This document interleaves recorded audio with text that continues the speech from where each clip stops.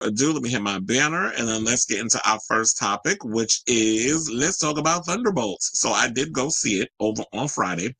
I don't know. I was like hesitant at first, and then I looked at my account because when bill month comes, I'm just like, okay, I got to start prioritizing all my stuff. So I didn't want to kind of like. So I'm always trying to be the responsible one and pay off all my stuff before I treat myself to some stuff. So now looking, I was like, okay, be good with the finances. So I was like, and then I heard a lot of people talking about Thunderbolts. So I was like, you know what? Let me just get a ticket real quick, and got me a ticket, went to go see it, loved the film. I have to say, this is the best MCU movie I've seen in a while. I mean, I was hoping that Captain America: Brave New World would kick things off into high gear, but then if you saw the movie, that was a misfire. It didn't really work out. Unfortunately, you know what? The sad part about that whole situation was I just felt like MCU did Anthony Mackie dirty. That should have been his kickoff film. Instead, it felt like a sequel to the Hulk. And I'm talking about the one with I think with Edward Norton. That's what it felt like. And so I was totally disappointed with that film. Like, y'all really didn't give Anthony Mackie the opportunity to like shine because he is a great actor. I do think he has lead actor potential or movie star potential, but I just felt like the MCU did him dirty. So hopefully with Anthony Mackie being a part of the MCU and being, I guess, like the Samuel L. Jackson of the Avengers, that he will be able to shine a whole lot more, and hopefully that the MCU decides to really give him a vehicle where he could truly shine in, because yeah, that movie was a mess. But when it came down to Thunderbolts, I thoroughly enjoyed the movie. I thought Florence Pugh was exquisite. She definitely has leading lady movie star qualities. Of course, I love me some Sebastian Stan, so it's always great to see Bucky Barnes. Red Guardian, definitely, David Harbour, shout out to him. He definitely did his thing. And I will have to say this about Wyatt Russell, who I totally forgot that his big movie debut was in a film way back in the day. We played a younger version of his father in this movie called Soldier. I totally forgot that was like his big major movie debut because he played a younger version of him, but he got the bug. And I will say this, I know a lot of people like to throw shade at the Nepo babies, but shout out to two Nepo babies that's in this movie. One being Wyatt Russell, who I thought did a great job as Don Storr, Captain America. He definitely stepped it up because I hated him when he was on, what was he in? Captain America, what was it? Oh my God, what's the name of that damn movie? I mean, the show. It was Bucky, and it's funny, I'm just thinking about him with Falcon and Winter Soldier. That's what I don't know why I could not think of that damn movie. It's like Falcon and Winter Soldier. I did not like him when he was in that, but they made him thoroughly shout out to the director and the writers. They made people who were unlikable likable in this film. So I thoroughly, and I'm turning it around. It made me actually like him in this film. And then also the other Nepo baby, which would be Lewis Pullman. You know what? I love you, Stephen Young. I've loved you ever since you was Glenn on The Walking Dead. And yeah, after they killed you off, I pretty much bailed out because I just thought like it just became torture porn at that point with The Walking Dead. Excuse me, and I felt like it overstayed its welcome. Excuse me. But I'm actually glad you stepped down in Sentry because looking at Lewis Pullman when he came out, I think everybody knows at this point that he's Sentry / the Void. When he came out in that scene in the costume with the blonde hair and the full suit, I was like, okay. Lewis Pullman definitely was Sentry. He looked literally like something straight out of the comics. So they did a phenomenal job with that. And I love the whole basis around these people who work for the government and then kind of just like thrown to the side. And it's just like, I need that fulfillment. And then there's that sense of mental health and loneliness and depression, which I think is what a lot of us at this point in time with so much going on, like especially millennial, not even, can we say millennials or even Gen Z, even a little bit? I think some of the millennials, maybe the later in life millennials, not the elder ones, the younger ones, and then some of Gen Z. I do feel like that they came up at a time where it was just a lot of trauma stuff. It was like the Iraq War, and then it was school shootings and so much other stuff. So there's been a lot of stuff where it comes down. These kids have come up at a time where it's just so much trauma and so much craziness that's been happening. that I feel like, you know, with this movie exploring mental health without it coming across a little too preachy and stuff, I definitely love the way that they handled this movie. So with that being said, I say definitely go see. I don't want to spoil too much, although I am pissed off, and I don't think this is a spoiler because pretty much not only did Marvel spoil it, but the press was spoiling it. The fact that y'all decided to spoil the fact that the Thunderbolts are now the new Avengers, I thought was annoying. And that's what the asterisk basically stands for, is that they're the new Avengers. And then they explain in the movie how they came up with the Thunderbolts name. Basically, was it a soccer team that Yelena was on, and they never won a game. And so basically, it was like they always kind of saw themselves as like losers, whatever the case is, who come together and try to take on an extraordinary event. So I hated the fact that they revealed in like all over social media, like, and it wasn't even. I can understand if it was just like fans up in there doing it because you can't control that. But the fact that you even had Marvel, the MCU, go and change. Oh, we're changing it to the new Avengers. I'm like, damn, can you at least wait like 2 weeks before y'all started doing that spoiler? Like, give people a chance to see the film. So you doing a whole like after 3 days, y'all thinking, okay, it's okay to start doing major spoilers. Like, it just doesn't make sense to me why y'all would do it. Even though I feel like the MCU did a phenomenal job in regards of the trailers, in regard, with all the trailers that they released, they were revealing just enough and not too much where there were spoilers in it. So I did definitely go in where I enjoyed the film more, and I was thoroughly surprised. So that was the one thing that I appreciated about y'all with the marketing. The way y'all went and did this, it just felt like you just took the whole marketing situation that you were perfect with, and just wiped your whole ass with it and kept it moving. So that's I just want to give you a little bit of my overall thoughts on this, and also there's two post credit scenes. One mid credit scene I thought was pretty hilarious with Red Guardian in the supermarket with the lady in the cereal aisle. That was pretty funny. And then the post credit scene where it pretty much sets up the Fantastic Four coming, which means because the Fantastic Four, that's the next movie that's coming out from the MCU. I think that's coming out next month, right? So, if I'm not mistaken, I think it comes out in June or July. I can't remember off the top of my head, but just know it's coming. The summer is right around the corner.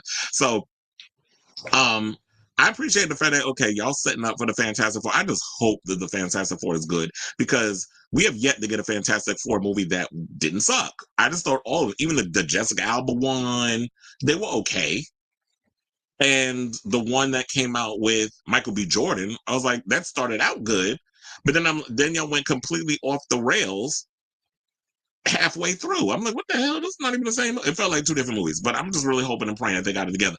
But I will say this. I do like, this definitely felt like, okay, Kevin Feige, they have a plan. They got their priorities in order. They know where they're going with this franchise. I think they shot themselves in the foot back, after phase 3, where y'all started naming all these movies that y'all had planned coming out, including Blade, and y'all realized, damn, maybe we shouldn't have been naming all this stuff. I feel like it's the same thing with DC. DC's been naming they have their 10 movie plan thing, and so far it's like y'all haven't figured out where y'all want to go with the thing, and things is getting rewritten, and movies is being canceled, and shows is not happening. So it's like until Superman comes out, then I feel like, and how well that does at the box office, I feel like Superman will kind of be the kickoff. I'm hoping Supergirl doesn't suck either because they're currently filming that, and I know that what's his name is done with his scene. The Jason Momoa, who's playing Lobo, I heard that he's already done shooting his stuff.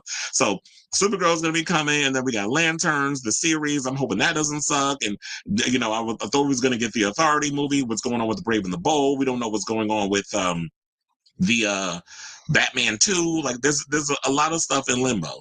So to get to this, so I will say this: after everything I done said about Thunderbolts, congratulations to them because they touched down at the global box office with $162 million, including $86.1 million from 52 international markets. So those ticket sales are behind the previous Marvel adventure, February's Captain America Brave New World, which came in at $192 million. Though reviews and audience scores for Thunderbolts should help in terms of staying power, Brave New World, on the other hand, hobbled by terrible word of mouth, quickly collapsed at the box office. So yeah, like I said, Brave New World was not a good movie. I mean, I was rooting for the film to do well because of Anthony Mackie, but for the most part it just wasn't a good film. I just felt like the script was all over the place. It didn't know which direction it wanted to go into. There was some controversy, of course, because of Sabra. So, and you already know the pro-Palestine people, they was already mad about y'all putting that Israeli chick up in there and the drama around that. I even just saw a video where there was some dude, because Gal Gadot is out shooting a movie in the UK, and there was people out there protesting her about she got blood on her hands, and she was outside. They were doing an outdoor scene, and they got people out there protesting. So girl, you might want to save up your money and just let your producer husband take care of you, because as long as you got a career in Hollywood, they're gonna keep coming after your behind, especially because you used to be in the Israeli army, which I know is mandatory, but still, girl, they feel like regardless of if you flew the plane, if you was on the medic team, if you was even just wiping people's ass, they feel like you got blood on your hands. So big screen endurance is important because Disney spent 180 million to make and another 100 million to market. So 180 million, so that's 280 million dollars that they need to break even. Then after that, I think they need to how much would they need to clear in order to be considered a hit? I think they would have to gross, I'm going to go as far as say like between 450, $500 million. If they can get over that hump, then I feel like they're in the clear, where it's like, y'all, because $180 million on this movie, and then you spend $100 million on marketing. Yeah, that's like $280 million that they spent on everything. So they have to recoup all of that money. And I really think that because Thunderbolts is going to get excellent word of mouth. I thoroughly enjoyed the movie. I know a lot of people enjoyed the movie.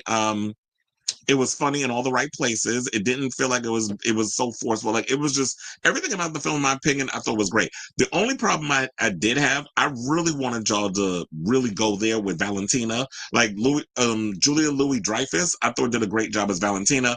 She was underused previously, but I felt like in this film, if she was going to be the villain, because she pretty much is, it's not really Sentry, it's her.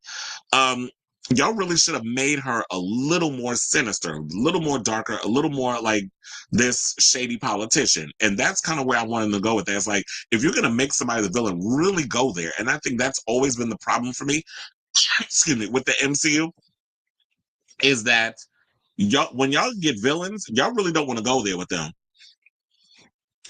I mean, we can have those moments where we understand their plight and why they're doing what they're doing, but really go there with your villains. And I feel like she is the Amanda Waller of the MCU. So really go there with that. So they also said that Thunderbolts topped the domestic box office with 76 million outside of the US and Canada. Top territories were China with 10.4 million, the UK with 7.7 million, Mexico 7.3 million, and Brazil with 4 million. And it's funny how I'm reading all these numbers, and in the back of my head, it is literally like screaming in my ear, Trump with these stupid tariffs, because he don't even understand how this industry works. And how are you going to, with all these films having to break even, it's not going to just be on the US alone. When we push things out internationally, that definitely helps with the American economy and those things, especially when we do shoot things here, or when everything is made here and we shoot in other countries. It definitely helps with the box office. So yeah, when China brings in our, we offshoot our films and put them out in the Chinese theaters, the UK theater, the Mexican theater, the Brazilian theaters, the Thailand theaters, all that accumulates. So that's a part of the international box office. So this is a good thing. But his idea, I'm just going to hold off on what I'm going to say when I get to that specific topic. But it's just like, when I'm reading these numbers, it just irks me, because it's just like, this man does not know what the hell he's talking about in regards of, the tariffs on American, like on the movies. Like, how is that even going to work? So now they said elsewhere at the international box office, Sinners added 10.4 million from 71 markets, down just 27% from the prior weekend. Meanwhile, R-rated vampire horror movie has become a sensation in North America with $179 million to date. After 3 weeks in theaters, Sinners is impressively nearing the 250 million globally, with ticket sales currently at 236.7 million. And that's great and all, but still, it's got a long way to go before it breaks even and really is considered a hit. So yeah, $250 million, it's making a lot of money, but it has yet, depending on Well, they spent $90 million on the budget, which I'm thinking y'all could have at least did a good 60, 70 to 75 million instead of 90. But I feel like the 90 came from those IMAX cameras. That's why I think is why it was way more expensive than what it needs to be. Because I don't think it was the sets. I don't think it was the costumes. I don't think it was all that stuff. Because when you look at the film, it doesn't warrant like this movie could be that expensive. I think it was the IMAX cameras that he decided to shoot with is what made the movie balloon up to $90 million. But them suckers ain't cheap. So $236 million is great, but I'm just thinking like, yeah, it's got to clear a little bit more. And I think it will. I think if it can get over, it's going to get over the $300 million hump. If it can get to 350, 400 million, then I feel like, yeah, we could really just exhale and be like, Sinners, yes, is a major hit and all them haters can shut the hell up. So, and also Minecraft collected 26.6 million, which brings its foreign tally to 475.2 million. Thunderbolts officially ignites the all important summer movie season because we got a lot of great movies coming out soon. So we have, and I think it's just this month, Lilo and Stitch is coming out in is coming out soon. Mission Impossible: The Final Reckoning, Jurassic World Rebirth. So I definitely want to see all those movies, even Lilo and Stitch. Don't judge me, but I definitely want to see.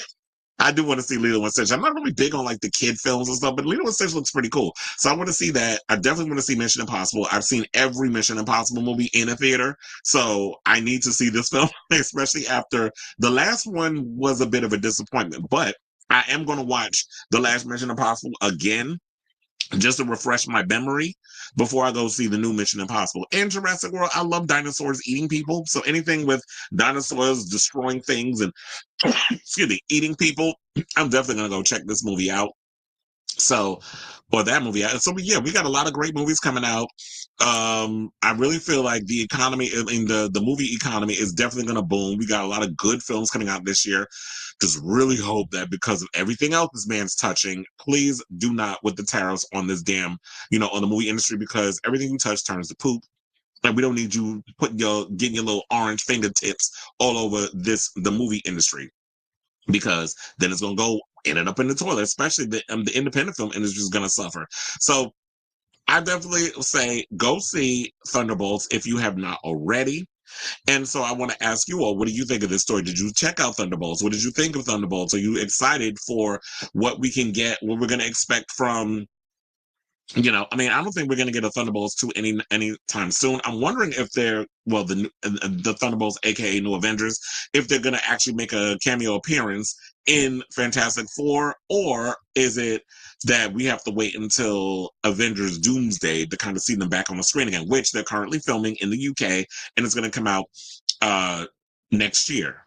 Yeah, 2026. And then also, Lewis Pullman said that how they kept the New Avengers thing a secret, they shot it two ways. So that there's a certain scene at the end when, they're going to get Valentina, and then she goes and is like, I want to present to you the Thunderbolts. She said that in front of the extras. So the extras clapped to that, but then they shot it again where she said her actual line and was like, I want to bring to you the New Avengers. So that's how they shot it, and that's how they kept it secret. In case y'all didn't know, I just saw that Lewis Pullman did an interview and he revealed that. So in case y'all were wondering, I just want to inform y'all. So yes, let me know what your thoughts are on Thunderbolts and the other movies that's currently slaying at the box office in the comments down below.